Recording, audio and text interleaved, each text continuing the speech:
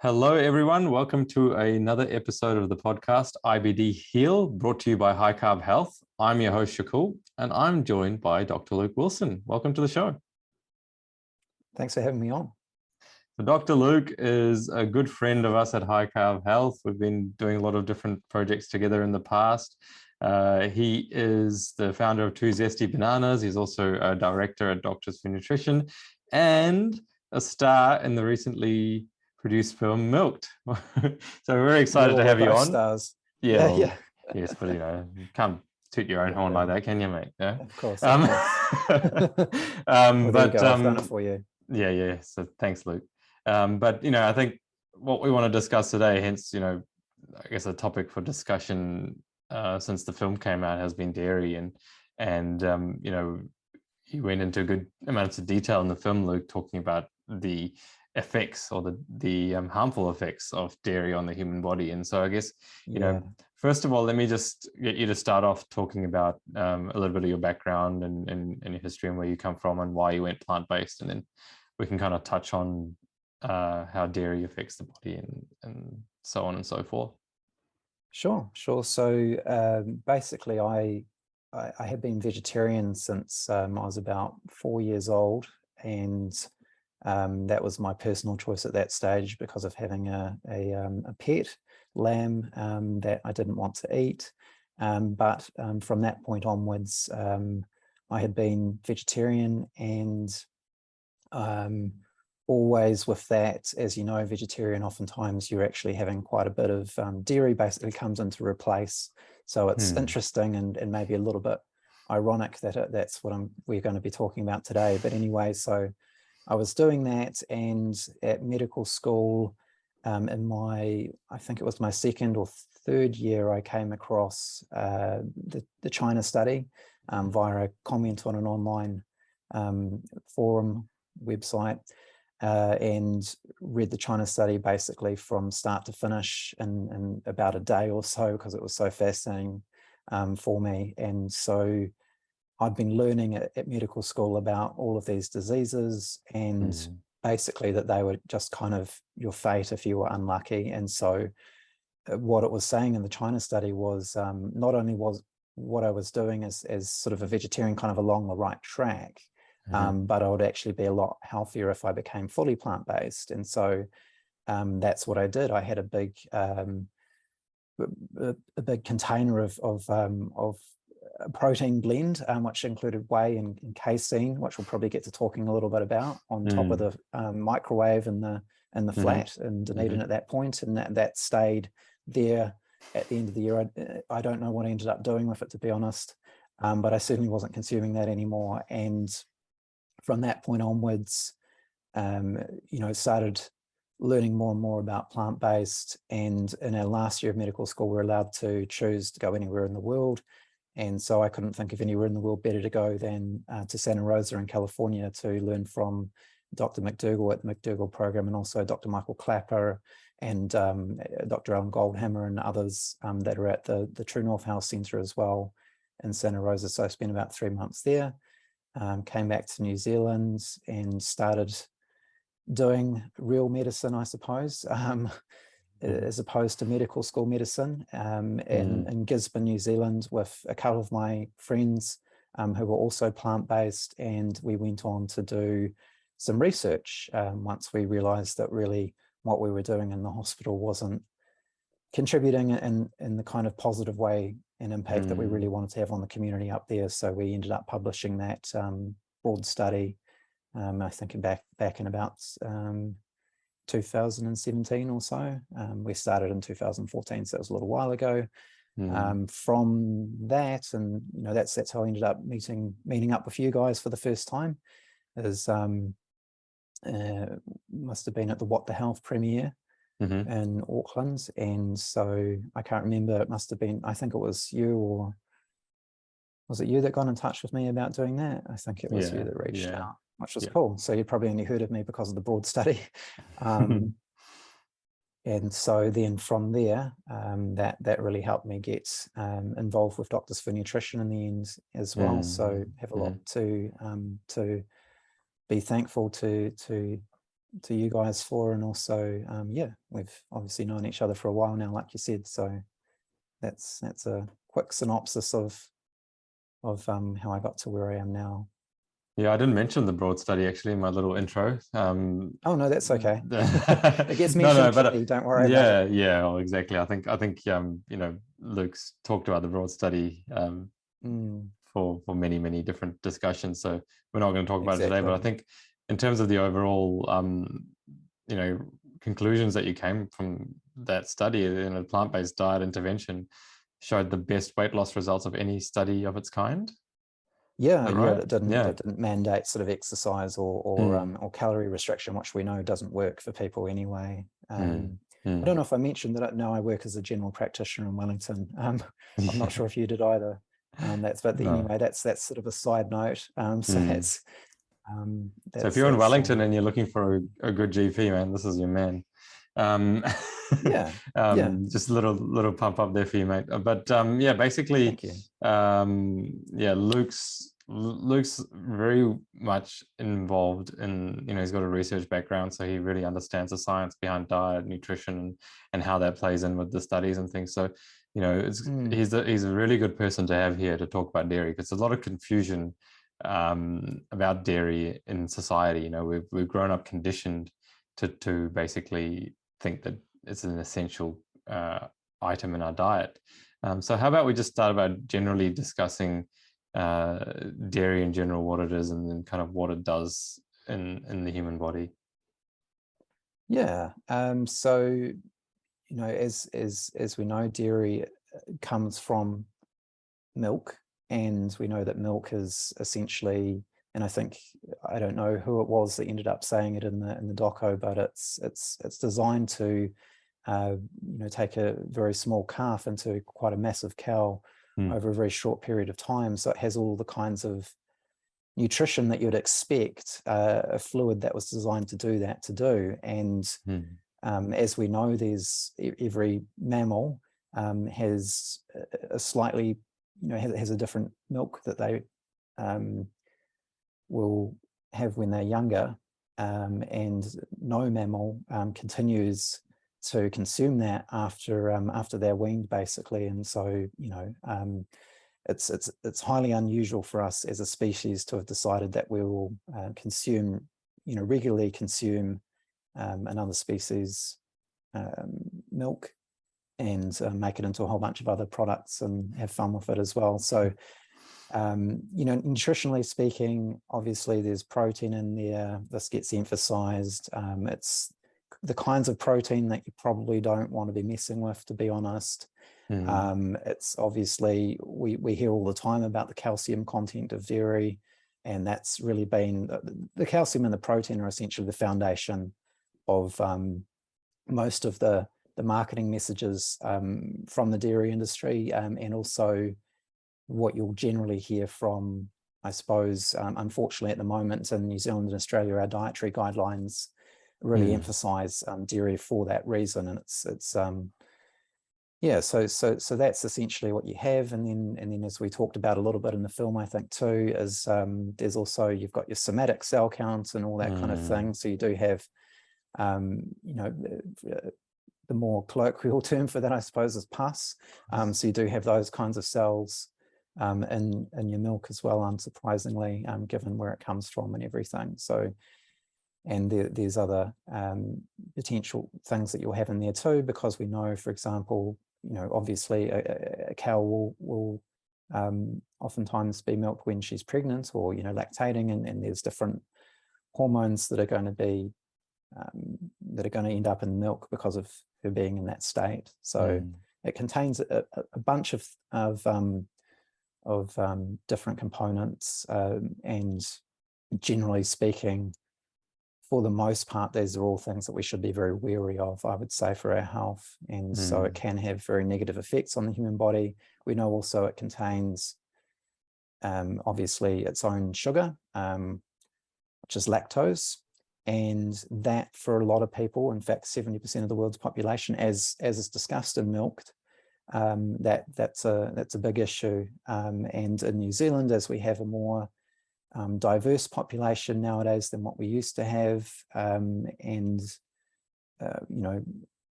basically that's becoming more of an issue, because a lot of people from basically not from Pākehā backgrounds, and particularly Māori and Pacific Islanders, heritage, and basically everyone from everywhere else in the world have very, very high rates of lactose intolerance. So yeah, that would be my 2 to 5 minute, or however long that's been, synopsis of what we find in dairy and what it is. Yeah.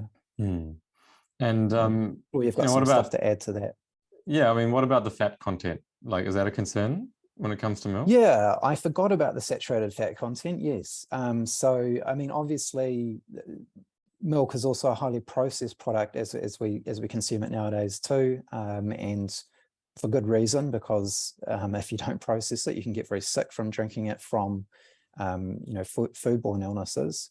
But yes, as a component of it, as it's an animal product. That means that it does, by definition, contain cholesterol. It does contain saturated fat. Obviously, we have different varieties where, as I was saying before, it's processed, so we can process it to reduce the amount of fat in there, which increases the amount of protein that's in there, sort of by percentage, which again is probably an issue. But yeah, it's contains saturated fat, and particularly the products that we make from it. So not the milk so much, but when we start concentrating into things like cheese and obviously butter and ice cream, things like that, then we do end up with a high saturated fat content. And we actually know that cheese is, the #1 source of saturated fat in our diets. So, and we know that saturated fat increases your cholesterol, and that leads to heart attacks, strokes, dementia, erectile dysfunction, all these kinds of good things. So, yeah. All right, so I think maybe let's start on the main kind of thing that people use or drink milk for, is the protein content, and obviously the byproducts of milk, creating protein powders and things like that. So what are the major issues? Because protein's supposed to be good for us, right? Like, why shouldn't we just try and maximize the amount of protein that we can get out of milk? Yeah, it was a really interesting question, and obviously for me, I was in that mindset. As I just said before, I actually had the container of milk protein. The whey and the casein and something else that was in there. I think it was a triple blend of protein or something. And so that's the mentality, is that more is better, and particularly more protein is really important. And we know, one, that's not true, because the some of the longest living and healthiest peoples in the world have comparatively extremely low intakes of protein. But also we know that there is a risk from protein, particularly animal protein, of that having deleterious effects for our health. And that's particularly when we start thinking about or aging generally, but also particularly around cancers. And that's what's really talked about in the China study book, and obviously in the movie Forks Over Knives. And that was really kind of what piqued my interest, and certainly why I didn't touch that jar of protein powder for the rest of the year, because that would have been a bad move after I'd read all about that. So protein, what it does is, obviously most people will know that it's like a building block for the body, and so we use it, and we need it, of course, but interestingly we can recycle a lot of what we have already, and so we don't need nearly as much as most people expect. But when we're building things, that doesn't mean, for example, if we get a huge amount of protein, that we're all going to end up looking like Nimai Delgado or Arnold Schwarzenegger, or so it doesn't just automatically know to go into muscle. and it can be used for building all sorts of things. And one of the things that it seems to be good at building, at least from what we saw in the China study, is cancer.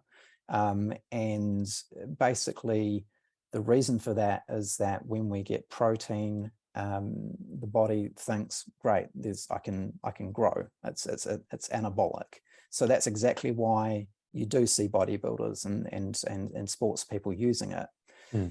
But at the same time, what that's doing is it's increasing growth hormones in the body. And we talked about this in milk a little bit, which is a particular growth hormone called insulin-like growth factor 1, or IGF-1, which stimulates growth. And we know that growth factor, at times of our lives, particularly when we don't need to be growing, which is most of our lives, apart from our childhood and adolescence, what that actually seems to do is stimulate the wrong kinds of growth, and that being cancer. And so we know that IGF-1, high levels of that, we know for a fact that high levels of IGF-1 are caused by dairy consumption, and particularly dairy consumption, but also other animal protein especially.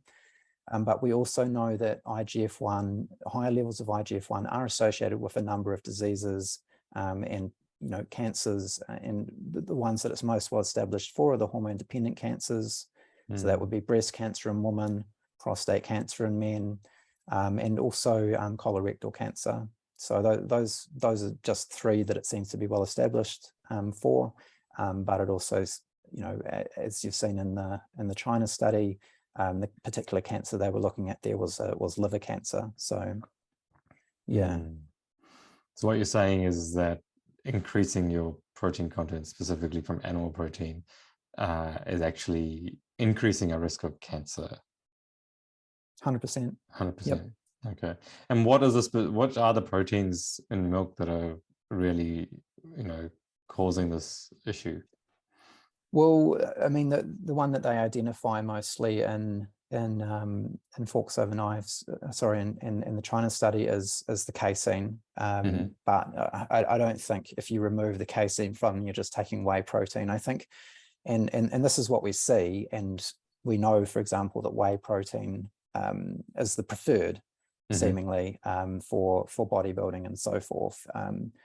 And again, the reason for that will be because it's a complete source of protein, which is often sort of thrown in the face of people who are plant-based, saying, look, you're not eating a complete protein, and you'd be much better to have eggs or dairy, and these other sources which have all the amino acids and all the branch chain and all that kind of thing that you need. So basically the foods that have that, and dairy, being obviously, as we talked about earlier, designed to grow, a tiny animal into a very large one, has those building blocks and can help to increase those growth hormones and factors, regardless of which particular protein we're looking at from it. So it's fascinating for people who are watching and listening to think that actually everything that we get told is to consume as much protein as possible, whereas in fact it may be doing a lot of harm to your health unknowingly until obviously one of these cancers gets detected. It's kind of scary to think about how many people are reliant on these foods for protein, isn't it? I know. It's really interesting to me. It was a really it was timely because clearly I was consuming the stuff, and but also it just, like I was saying before, we can see that people who live the longest and healthiest lives in the world, and in fact one of the things I think that is driving that, and which researchers like Walter Longo, for example, who's done a lot of research on fasting and fasting mimicking diets and so forth, and aging generally, we think the driver of that aging process may well be IGF-1, and so it's a double-edged sword, right? And so in our societies, it's very fashionable and encouraged to, especially if you're male, to have excess, what could be argued as excess muscle, and I'm not hating on people who like to work out and things, and I like to do that myself, obviously, not from how you're looking at me necessarily, but obviously from the fact that I was taking that way back when, but it's to what's the right amount so that you get your benefit from growing your muscle, but you're not at the same time kind of ruining your health in the long term by growing a cancer at the same time.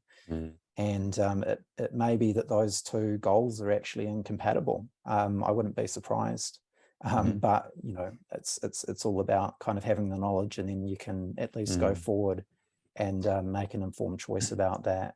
So if someone's watching or listening to this and they're like, wow, I've been consuming dairy and I thought I was really, I thought I was doing good thing. It was a healthy food. I've been told my whole life that I should be consuming it. And I still want to get,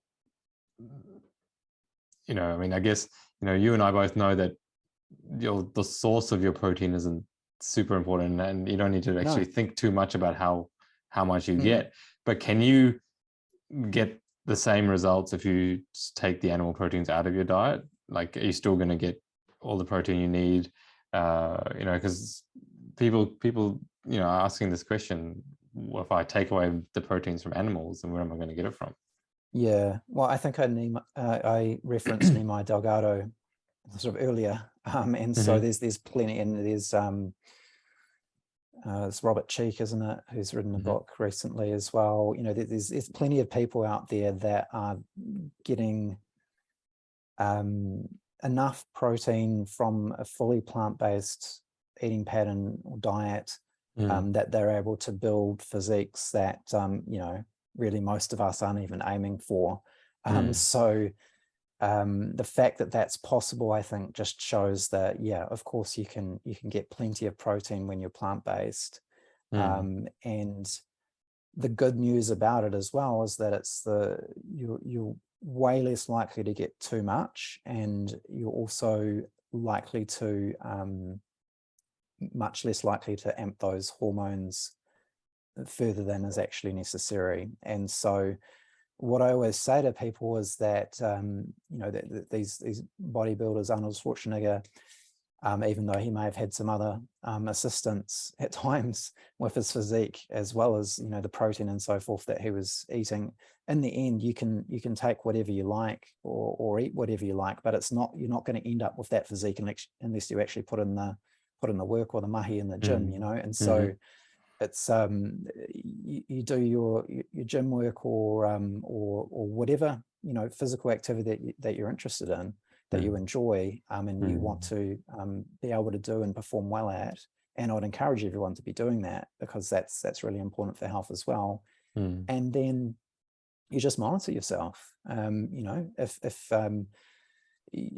basically what happens, and one of the reasons that exercise is a really poor way to lose weight, and one of the things that we wanted to demonstrate with the board study, coming back to that, is that it's basically what ends up happening if you exercise more, then you feel more hungry, and so then you eat more, and so by that you're actually naturally increasing the amount of protein and calories and everything that you need. And so if you find that you're working out and you're not getting the results that you need, then that's when you might start thinking, do I need to look at more protein? Do I need to look at my macronutrient composition? Some people at the extremes of exercise, because like I've said before, I don't think that even though it's nice to have the physique that's kind of emphasized by a society, it's not necessarily designed for health. It's kind of more the aesthetic that we've decided is what we like. So it's not necessarily a natural thing. And if you look at these societies that are living long periods of time, or hunter-gatherer societies and so forth, yes, they're lean.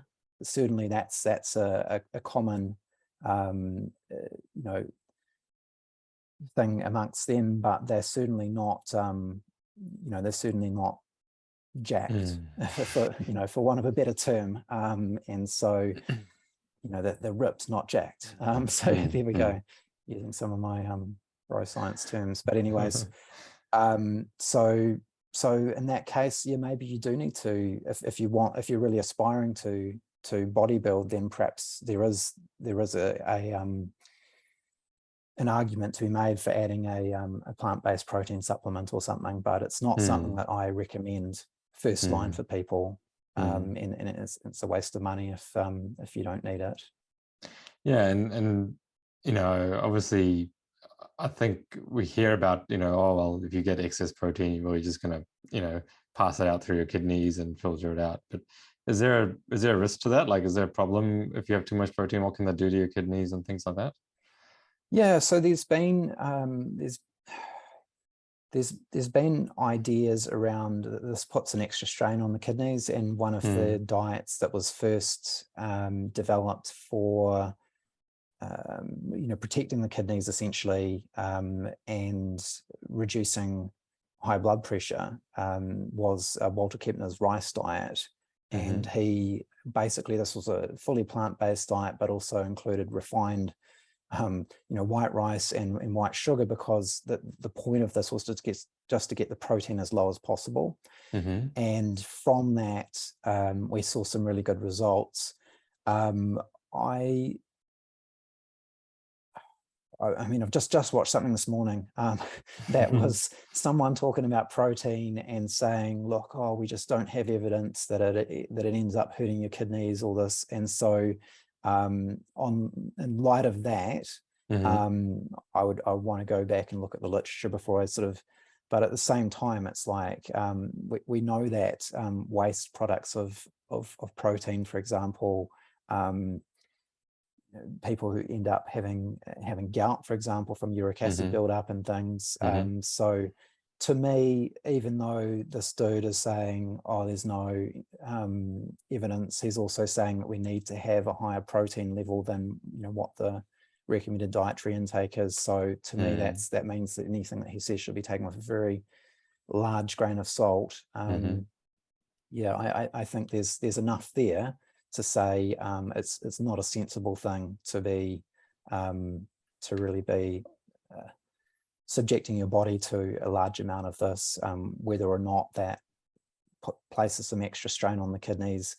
I would guess that it does still, and I would warn people against that. And we know for people who have chronic kidney disease, and this guy agreed with this, is that for them it actually helps them live longer if they have lower protein intake. So there you go. Yeah. Okay. So I think covered off the protein aspect of dairy. If you're consuming dairy, or some of the byproducts of dairy because you think you need more protein, well, I think Luke's made a pretty convincing argument here as to whether you need to rethink that and maybe either change to a different source of protein or get rid of the processed proteins. This is what I think, as you said, it's your first line is actually just focus on whole foods, and then if you need extra, but first actually figure out whether you do or you don't. Just don't even worry about it. It's overrated is always what I say to people. Yeah. You'll know you need more protein if you're hungry, and then you just eat food. And, yeah, absolutely. So a couple of other topics I think you touched on before, where you said the dairy was heavily processed, because if you don't process it, then there can be some other ramifications down the line. And one thing that I noticed quite a lot, especially in the gut health movement, is a real focus on people wanting to consume raw milk. Okay. And they think that this is magically going to heal their gut. So kind of that's, if you can, if you touch on what are some of the risks of raw milk, and what do you think that could cause issues in the body from that perspective? Well, I mean, there's going to be several, but the main one is just that there's a reason that it's processed, and that's because it's a dirty product, and it contains, it can contain bacteria and other toxins that can make you sick, and that's why pasteurization was invented. So that's important. The other thing about and the interesting thing about raw milk is that, you know, because I'm so used to everyone just having the regular kind of milk, and so is the whole medical profession. Like my knowledge of what the exact diseases are that you might get from it escape me at the moment. It'd be a very easy Google search. But yeah, but the other thing about the raw milk is that you're basically, from my understanding, is that you're drinking full fat milk. Right. Which again is designed for the calf, which needs to grow really big and needs a lot of calories in its small belly. And so what you're doing there is you're amping up that saturated fat content significantly. So it's basically, you know, my understanding is they usually skim the cream off the top and all that kind of thing. I don't think they do that with the raw milk. So yeah, so interesting call to be trying to use that for gut health, but that's probably something you could comment more on, or you know, just dismiss outright probably. But yeah, I mean, I get the idea. It's really interesting, because there will be people, if people are into doing that, they'll say, well, you know, all that processing and everything like that, isn't that a bad thing? And it's like, well, you've got to look at the product in the first place, and the product in the first place, and what it's kind of designed for. There's no nutrition there that you can't get somewhere else, that's going to be a lot safer and is going to have benefits to it. So for example, if we're talking calcium, well, one of the best sources in a plant-based eating pattern is leafy green vegetables, which probably during our you know, development as a species, we were eating a lot of these kinds of things. And you know, everyone knows that you know, kale and is the stereotypical, and before that spinach, you know, were the stereotypical sort of superfoods. So if you're going to get your calcium from somewhere, get it from you know, get it from your leafy green vegetables, get it from beans, get it from, you know, if you must, then get it from even your plant-based milks that have got a little bit of calcium added in there, because that is just a much safer place to get it from, because you're not getting everything else that it's packaged with. And when you're getting raw milk, I really don't think that the things that you're getting in there are actually an improvement on the processed product, I'm sorry to say. Yeah, I agree with you. In terms of, you know, you mentioned like with the raw milk or any kind of milk, you're going to be getting a lot of the saturated fat and the cholesterol and things like that. So you touched on heart disease and arterial health. How does consuming dairy or milk, you know, or any type of dairy affect your you know, the arteries and your heart and etc.? Yeah. So it's this is where it starts to get contentious and controversial and interesting from, but and I don't want to bore people with this, but really the big issue is when we talk about nutrition and when we look at nutrition research, we essentially are looking at we're looking at research that we're doing in a not particularly healthy population in the first place, and in a population that eats very poorly, most of us. And so essentially up to about 85% of our diet at the moment comes from animal products or processed foods, which is just crazy to think of. And so when we do research in nutrition, if we say are looking at someone adding in dairy or removing dairy from their diet, we've got to think about what is that replacing and what is that being replaced with. And so if we know that 85% of it is essentially crap in the diet, then if we remove that dairy from someone's diet, then we know that that's not going to be replaced generally, or almost always. It's not going to be replaced by beans and greens and whole grains and these good things. It's going to be replaced by more of that other bad stuff. And likewise, when we put the dairy in to the diet, or we see people who consume more dairy, what is that dairy taking the place of? And we have research that tells us. And the answer is it's replacing meat, like it did for me. It's replacing soft drinks, and it's replacing eggs, you know, sometimes. And so it's replacing all of these other foods that one would expect, you know, and I'm sure you've had other people talk about it, and you guys talk about it a lot yourselves, arguably are even worse. And I would say that they are even worse when we look at them nutritionally. And so there is some benefit to the dairy as well, because it does have the calcium content. And when we look at where are people in our Western societies getting their calcium from, they're either getting it from dairy or they're not getting it at all. And so the situation that this creates, and sorry, it's a bit of a tangent and people might want to rewind that and sort of go through it again, because it takes a bit to get your head around, is that if you go away from here and you Google or you like look into it, it's going to say, oh, dairy is actually associated with lower rates of heart disease, lower rates of diabetes, lower rates of all these things that make absolutely no sense when you consider the fact that it contains saturated fat.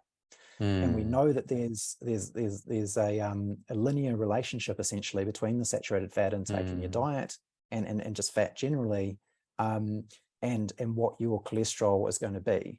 And so what ends up happening with dairy is that it ends up looking good, because it's not, you know, it's like if you've got the one mate or the one kid in the class who's always naughty, always the bad, you know, sometimes that works well with siblings, you know, is that, I don't know how it was for you guys, but if there's one of them that's a bit of a tearaway, then the other one can get away with a lot more, because by comparison, they seem like the, you know, like the angel or the teacher's pet.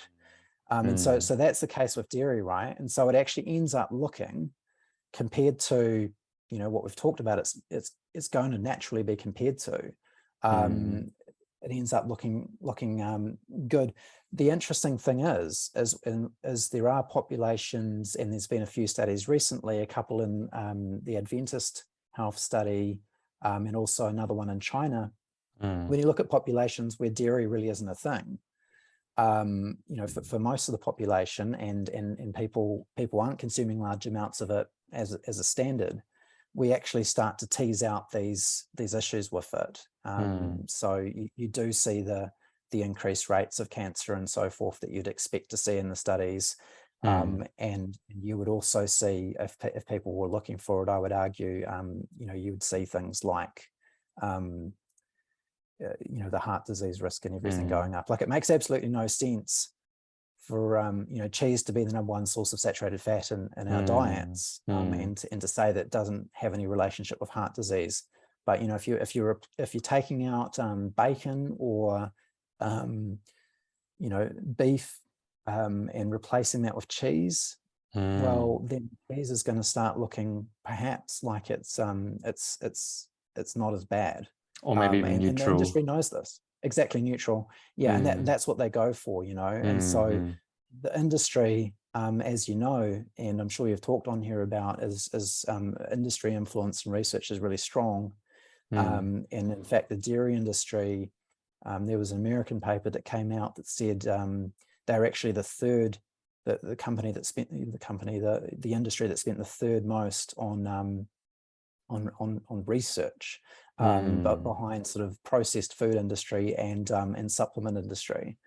So it's I think $1 trillion industry worldwide, and they've known for a long time how to place themselves and how to advertise themselves and everything. And you better believe that they know how to design the research and how to fund the research that's going to keep on throwing up these questions. Even though when we take it back to first principles and basics of nutrition, we know that it contains the components that's going to be responsible for heart attacks and strokes and dementia and diabetes and all of these things.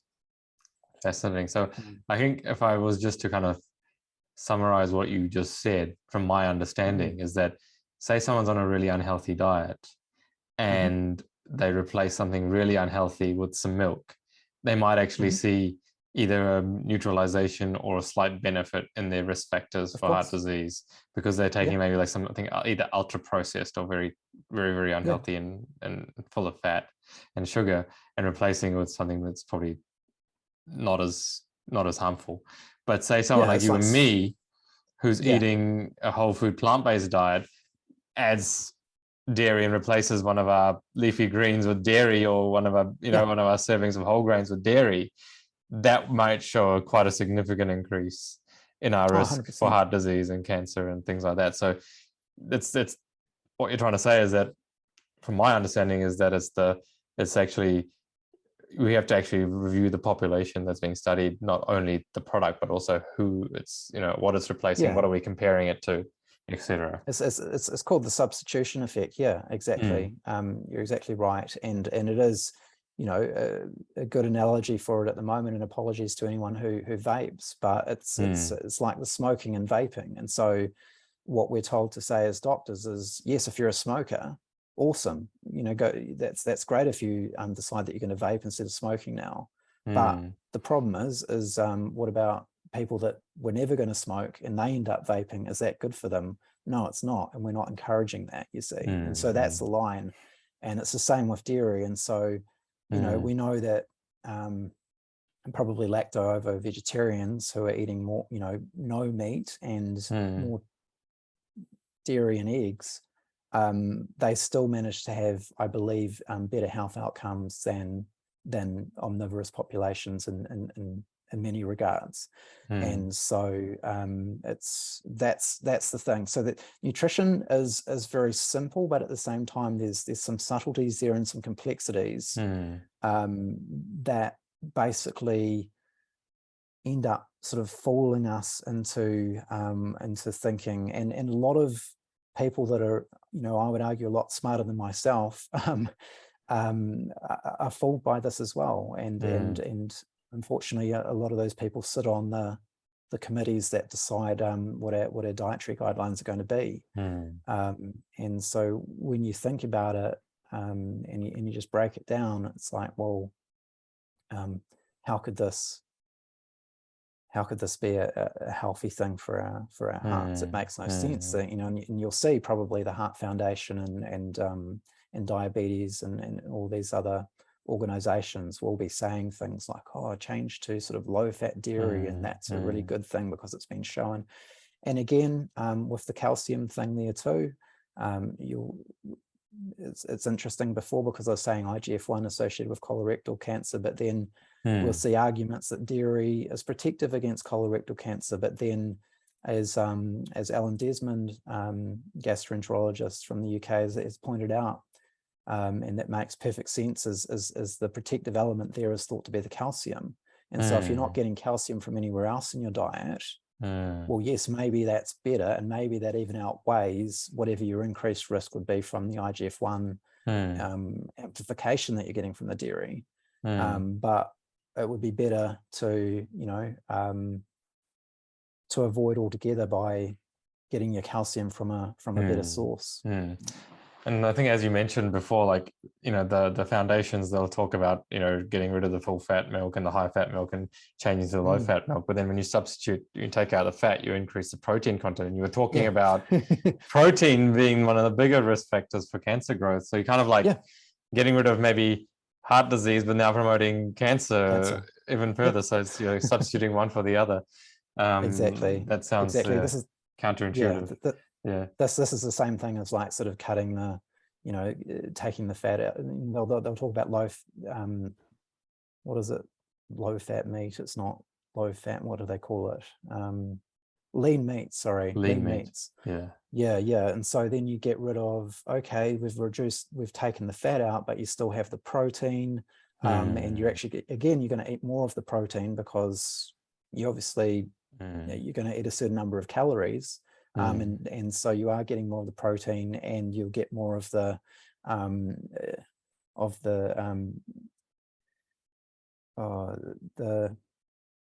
hemoglobin as well. Heme iron. Yeah, heme iron, that's the one. That's the one. Yeah. Sorry, just Yeah. blanked for a few seconds there. It's been a longish conversation, Yeah, and yeah. we've covered a lot of stuff. Covered a lot. But Yeah. anyways, yeah. So and potentially Mm. more of those bacterial endotoxins, and so there's all sorts of other things that you'll be getting more of. And so it's like pick your poison, like, or in this case, pick your which disease would you like to have, or would you rather just not? Yeah. And would you rather just enjoy, you know, really, really good health? And that's not just on a long-term scale as well. That can be a day-to-day one. And with the work that you guys are doing, that will be really apparent to people, because yeah, they'll feel different from day to day depending on what they eat. And we know with people that have, you know, more advanced heart disease or angina, things like that, you know, we can make a difference in the blood flow to their hearts within days, you know, weeks at the most. And so you can really notice a difference in your health by making these changes and just focusing what you're eating on those whole plant-based foods. Okay. Yeah. So you've really explained kind of some of the mechanisms and the understanding of why the components of dairy could be possibly causing some of these issues in people's health. But, you know, there'll be people watching this and saying, hold on, Luke, mate. You know, there's a whole lot of people out there that are telling me that, you know, eating a high-fat diet, a low-carb diet is actually really, really good for me. So I should be increasing the quantities of fat in my diet. And then you've got, you know, populations like the Maasai in Africa who drink a lot of milk, and you've got the Eskimos, and you know, and they don't have any heart problems. So how can you be telling me this when these populations are, you know, and organizations like Western Price are telling me that, you know, I should be eating lots of fat, and they're telling me I'm going to be really healthy doing that. You know, talk about that a little bit. Yeah, well, first off, let's just be clear, those organizations are lying to you. And the research is there that shows that these populations do not do well. And the Eskimos or Inuit do have a number of health conditions, including atherosclerosis, which are associated with the kind of diet that they're eating. And you've also got to remember these populations don't have a choice. You know, that they're eating what is available to them in that region, and they don't have the benefit of you know, literally hundreds of years of or probably a bit of a stretch to say we've got hundreds of years of nutritional science, but you know, at least over 100 years of nutritional research, and also the evidence that we have from you know, populations who actually do avoid cardiovascular disease and cancers in very high rates, which being sort of the Okinawans, Japan, and then we've got you know, the Raramuri, I always struggle with that name, or Tarahumara, from Mexico, who basically have no heart disease. You know, we know that Native Africans, extraordinarily low rates as well.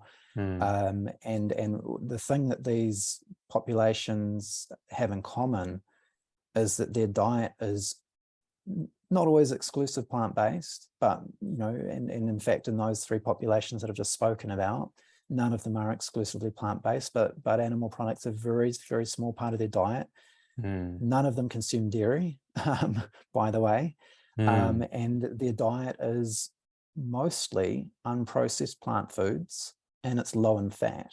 And even in a book I was reading recently, Herman Ponsner's book, Burn, he talks about the Hadza hunter-gatherers in I think in Tanzania, and it basically says, sorry guys, these guys are actually high carb, low fat, essentially.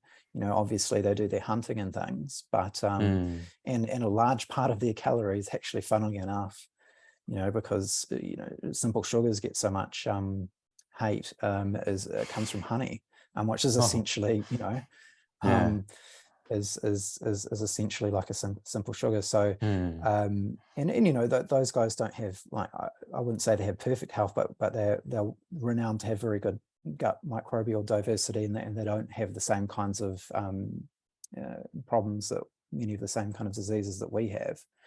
But yeah, so we have this information from these populations. So how do they eat? Well, we know they eat, as I've said, mostly low fat, mostly plant-based. And what does that result in? What results in a very low cholesterol level. And, you know, ApoB is now sort of becoming more in vogue to talk about than cholesterol, but basically those two things are highly similar. And that's throughout their lifespan. And so we see that these people are the people who are actually living the longest, sort of healthiest lives, free of many of the diseases that we have in our society. And so they're much better examples, I would say, than these, you know, that we've talked about, the Maasai and the Inuit. And so the problem is, of course, is that any dietary pattern, again, we've talked, and it's apt that we've talked about the substitution effect, and how, you know, if you were to go from your 85% animal and processed product diet, for example, which, you know, most of the population, or a large percentage of the population is consuming, and then all of a sudden you go to a, what do they like to call it, healthy fat, low carb diet, or, you know, high fat, low carb, as it should be called, then of course a lot of people are going to see benefits from that, because that's better in some regards. And notice that I said some regards, because when we look at the you know, the ApoB or cholesterol levels of these people, there's no doubt in my mind that they're laying down plaque in their arteries, but we don't see that because we can't see inside until it's too late for most people. But you will see things like weight loss. You will see things like, along with the weight loss, you will see things like remission of type 2 diabetes, but not necessarily improvement in insulin resistance, because a lot of the time these people are still highly insulin resistant, which means that if they do eat a carb, spare the thought that their sugars are going to go off the chart. Yeah, exactly. It's just not the kind of diet that humans are designed for. And I'm more than happy if anyone has any questions, or would like to see some more research or backup on any of the things that I've said today. Certainly they can put it in the comments or whatever, and you can let me know.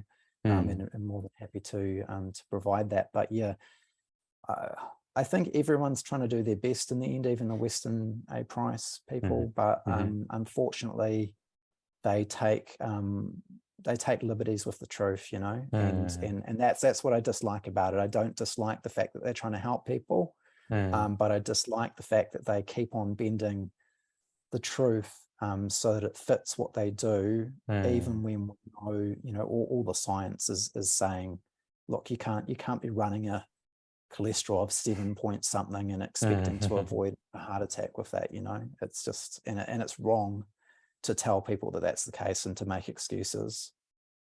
Fair enough, mate. Yeah, really appreciate that. So yeah, hopefully that's given you a really good breakdown as to why, you know, we don't recommend dairy, and why we focus on a whole food plant-based diet, and some of the dangers and the effects, you know, the cancer risks and the heart effects and the heart disease risks with eating or drinking or consuming any kind of dairy product. So thank you, Luke, for sharing that valuable information. I hope that everyone who's been watching or listening has gained something valuable from that, because we did cover a lot, but I think it's quite an important topic. So, you know, for everyone who's listening and watching this podcast or video on YouTube, thank you so much for joining us today. Really appreciate you taking the time. And in terms of sharing this, you know, please share it, you know, so lots of people can see it and get the information they need to be healthier people. If you're watching it on YouTube, give Luke a like, please. In terms of or not, well, if you didn't like it, you know, you can give him a thumbs down, but you know, it's not very kind. But in terms of the questions and things, in the comment section there, we're monitoring that. Mm-hmm. If they've got any questions for Luke, we'll let him know, and he can come in there and provide an answer as well. So can we. Yep. If you haven't subscribed to our channel, please hit the subscribe button and the little bell notification icon so you can be notified of all our recent uploads. But apart from that, Luke, thank you very much again. I really appreciate you taking the time to join me today. No, thanks for the opportunity. It's always great to catch up. Yeah, likewise. And for everyone watching and listening, make sure you eat plants and lots of them. Take care.